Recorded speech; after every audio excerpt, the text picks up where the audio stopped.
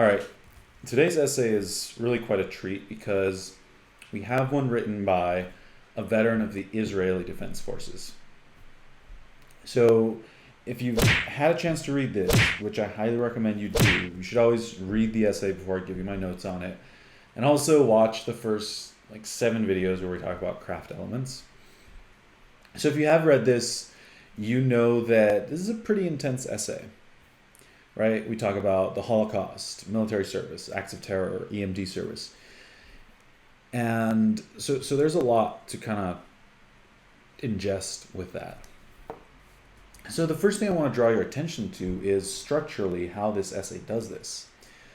And what it feels like to me is this series of vignettes where each one has this kind of story, and then they also have their own little mini reflection on it, which, as I've mentioned before, this kind of reflection is the stuff of essays.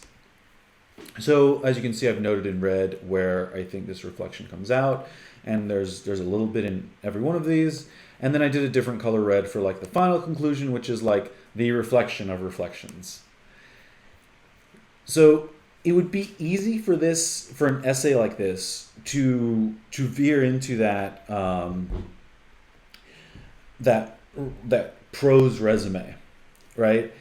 And so I want to point out a couple ways I think this manages to not do that and still be really impactful, even though it kind of spans a progression of time the way it does.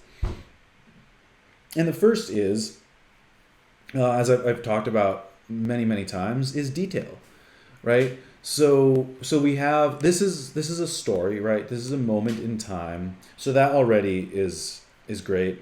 And we have the cozy collar, the fuzzy gloves, the snow-glazed mass grave, the chilly tear. So we have all these very tangible details that as a reader we can hang on to and really just be in the moment with the author. And the other thing is the way he transitions. So we go from one vignette to the other, and for this one, because we're not going from, in one of the other essays we went from one story into kind of a summary of events, and he did that by going from present tense into past tense. Watch the Medic on the Ground video for more on that. But in this one, we're going from one story to another story. And the way this author transitions is by this timestamp, right? So we go from whenever this is to in the summer of 2017, less than half a year later, right? This other thing happens. And then he talks about, so this is all summary, I thought about this and then raised all this money. And then we go from this kind of speeding through to this very slow down, hands clasped together, elbows on my knees. I watch as Elad's wife pinches the corner of each successive page.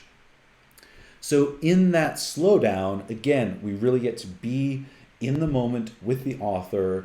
And so we're strung kind of from pearl to storytelling pearl, and we really get to pause and ponder for each one. Same thing here, right? 13 months later, right? So there's another timestamp. I solidified blah, blah, blah, so that's result.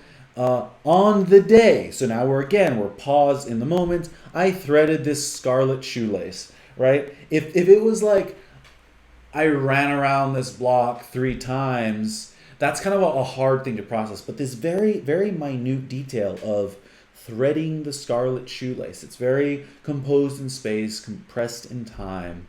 So it's just a really great way to make the reader, again, slow down and be with the author in all these very pivotal moments.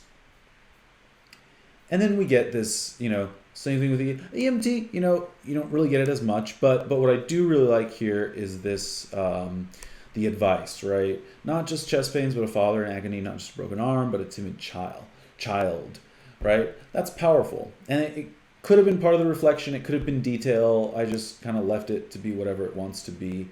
I'll highlight it, though. And then there's that nice reflection again. Speaking of pivotal moments, what we have here is precisely that. We have a series of pivotal moments after which nothing is the same in the author's life. That's something that fiction does really well, right? That's what any good short story is about the character building up to something after which they have to re-examine their view on life, whether for better or for worse, right? So again, this author achieves that by immersion, reflection. And I want to make this point to, if you're like me and you're reading this and you're like, well, shit, I never, raised $60,000. I never stood at a Holocaust mass grave. What am I going to, what could my pivotal moments be? And that's the thing, is that, they can be anything. Maybe you didn't stand on a Holocaust grave, but maybe you buried your pet in your backyard, and that meant a lot to you. It's not about the magnanimity of, it's not about the magnitude of the event. It's about the magnitude of your reflection on it. That's what an essay is for. You can't compare tragedy or compare, pivotal moments for the sake of the moment. What matters is your reflection and your growth from them. So that's the little 2 cents on, what would you call that? Pivotal moment envy or something. Another point I want to bring up here is on the dates and months issue.